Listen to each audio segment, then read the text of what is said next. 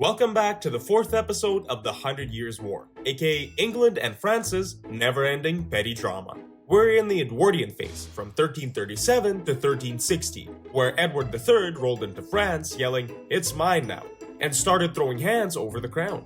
Big wins for England: Sluys, Crécy, and Poitiers, where they bagged the actual French king like a rare drop.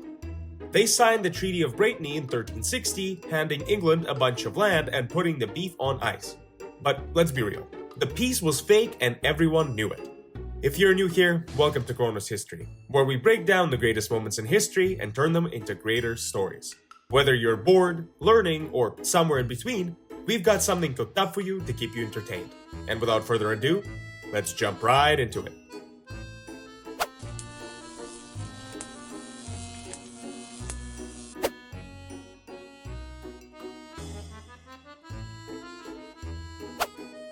Between 1360 and 1369, things were quiet, but like horror movie quiet.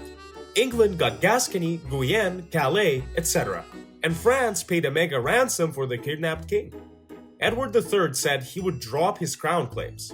Cute, but the drama was still bubbling regardless.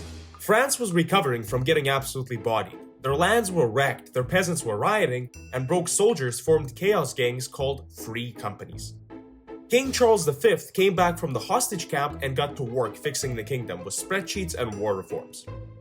England, meanwhile, was broke and cranky.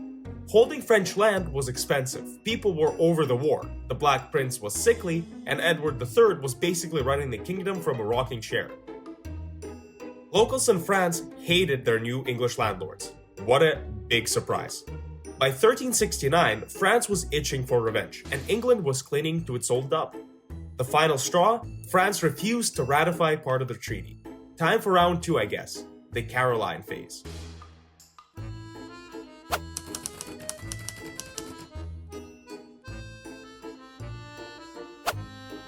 While all of this was happening, the French throne had a little bit of a shuffle. John II, the guy that the English captured, got ransomed, went home, and then voluntarily went back to English captivity after his son escaped and dishonored the family name.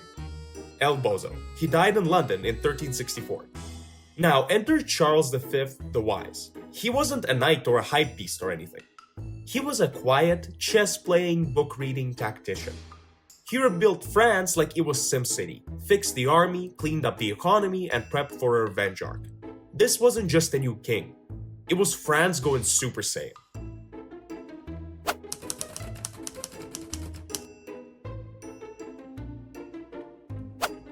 The Brittany Treaty? Yeah, that was a mess. Edward III thought he had full ownership of Aquitaine, but Charles V was still acting like the landlord. He started accepting legal cases from Aquitaine peeps and sending them to French courts. Edward saw this whole thing and went like, bro, what? Meanwhile, in Aquitaine, people were done with English rule. The Black Prince was taxing everyone into oblivion to fund his little side quests in Castile. Nobles were fuming.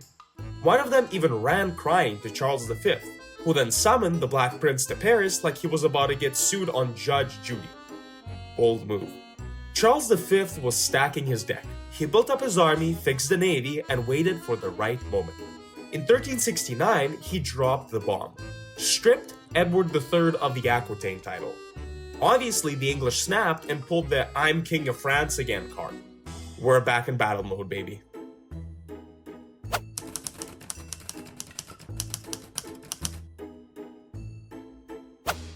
Charles V switched up the whole strat. No more big battles and dumb charges.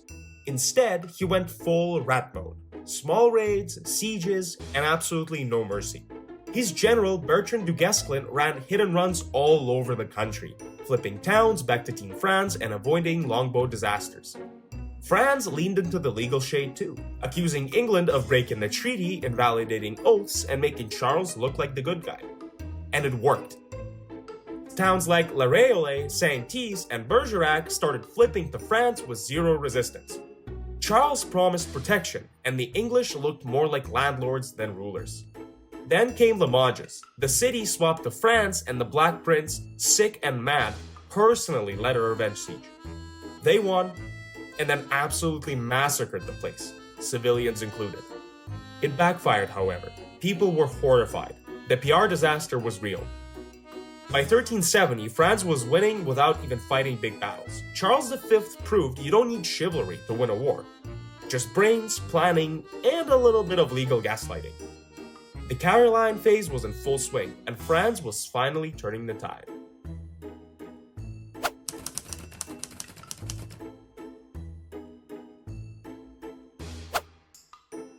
So boom, Castile hops into the chat, and suddenly the 100 Years' War isn't just a France versus England slap fight anymore. Nah, now it's a full-blown Europe-wide tea spill. Castile was going through it, like full-on royal reality TV meltdown. On one side, we've got Pedro the Cruel, yes, that's his actual name. And on the other side, we have his half-brother, Henry of Trastamara, aka the spicy bastard with a French blood. France was like, bet, and slid some troops over with our boy Bertrand du Guesclin to simp for Henry. England said, hold my mead, and send the Black Prince, aka Edward's edgy son, to flex across the Pyrenees in 1367. The English rolled up with the Gascon homies and dropped Pedro back on the throne at the Battle of Najera. But Pedro pulled the classic ungrateful king move and refused to Venmo the Brits for the trip. So the Black Prince was left with 0 coins and a declining health bar. Fast forward to 1369, Henry comes back, stomps Pedro's crew, and literally murks him in a 1v1 combat. Now Henry II is king again, and Castile's in war for real. And guess what? Their navy, built like Poseidon's mixtape, absolutely cracked. They teamed up with France and clapped England at the naval battle of La Rochelle in 1372. England got bodied so hard they lost control of their sea routes. Their little island energy just couldn't handle the ocean smoke. So yeah, Castile's messy throne drama turned out to be a massive W for the French. Now England's fighting on 2 routes, and France's comeback tour is officially live.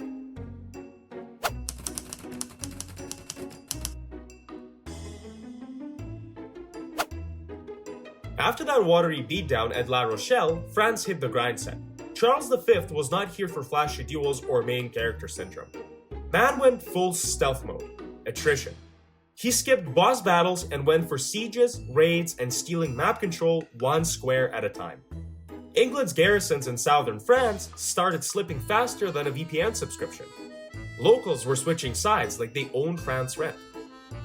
Meanwhile, England tried to re-up with a power move. John of Gaunt, Edward's other son, aka the Duke of Maybe This Will Work, marched from Calais to Bordeaux in 1373, hoping for a dub. But France hit him with the Scorched Earth DLC. Everything was burned, looted, and empty. The English troops were walking through a medieval ghost town with 0 snacks, and by the time they reached the end, they had achieved absolutely nothing, just vibes and heat stroke. Du Guesclin, meanwhile, was playing chess while everyone else played checkers. He just kept racking up towns and fortresses like it was Monopoly. By the mid-1370s, France had swiped back almost everything they had lost in the Treaty of Brittany. England was clinging to a few leftover beach towns in Gascony like it was their last McNugget. Then came the sad boy era. Black Prince died in 1376, then Edward died in 1377, and boom, 10-year-old Richard II is now the king. A literal child is steering the war bus.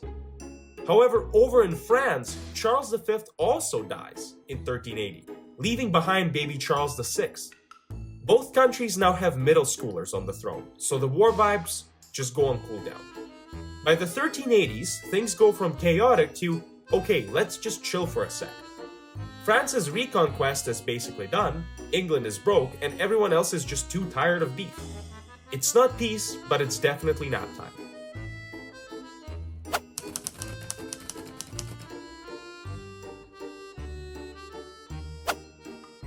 So yeah, England's going through a rough patch, like spiraling after a breakup rough. Richard II is king, but he's still watching Cartoon Network, so a bunch of old dudes are actually running the show. And they're not doing great. Infighting, power trips, you name it. Then boom, economic crisis. The war's a money pit, so the government drops a big old tax bomb, and the people are like, nah fam, we had enough. That leads to the Peasants' Revolt in 1381, aka Wat Tyler's Riot Fest. Mad peasants roll up, pitchforks in hand, and chaos ensues. The government suppresses it, but the message is loud and clear. Everyone's broke and mad. Meanwhile, France's glow-up continues. They're getting their land back, organizing stuff, and leveling up, while England is sitting there with a 12-goal deficit and crying in Parliament. Even though they try to make moves, like teaming up with Castile for a comeback tour, it's just too late, and too little. Eventually, everyone's just done. In 1389, Richard II and Charles VI, still kinda kids by the way, agree to a truce. It's not peace, but it's don't text me, I need space energy. England is too drained to keep swinging, and France is feeling themselves. So they agreed to chill. For now, anyway.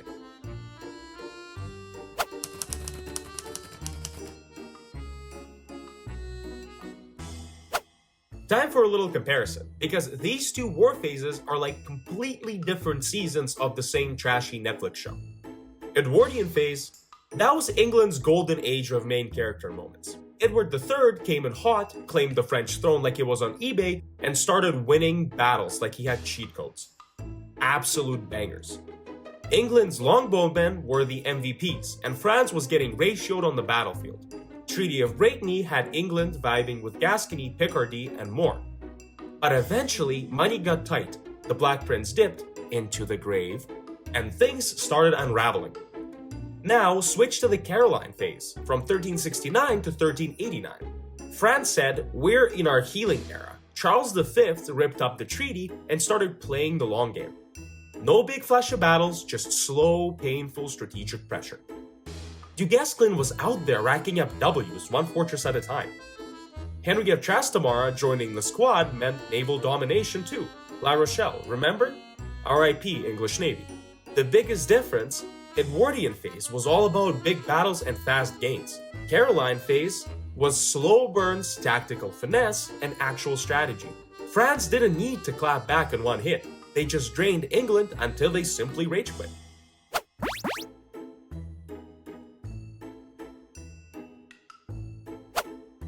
And that's the tea for episode 4 of the 100 Years' War saga. France went from flopping to popping.